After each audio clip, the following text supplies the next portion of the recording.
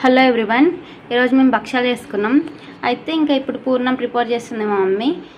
Already ఆ మిక్సీలో మనకి యాలకులు ఇంకా సోంపు వేసింది. ఇంక ఇప్పుడు పూర్ణం పడుతుంది అనమాట. పప్పు వేసి బెల్లం కూడా ఆడ పక్కలు ఉంటుంది, అది కూడా వేస్తుంది. ఫస్ట్ ఆ మిక్సీ పని చేయలేదు, తర్వాత ఇప్పుడు వేరే మిక్సీలో కూడా మారుస్తుంది మా మమ్మీ. సో ఇదంతా కలిపి మంచిగా పూర్ణం చేసింది అనమాట మా మమ్మీ.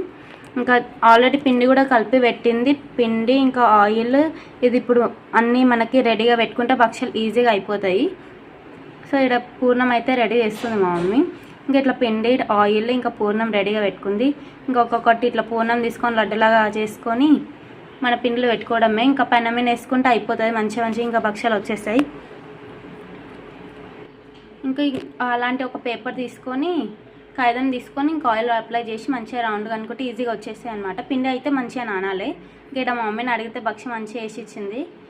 నిజంగా చాలా బాగుండే టేస్ట్ అయితే. మంచిగా పూర్ణం కానీ ఆ పిండి కానీ మంచిగా ఉడికినాయి, అంత మంచిగా ఉండే. మస్ట్ ట్రై, చాలా బాగుండే.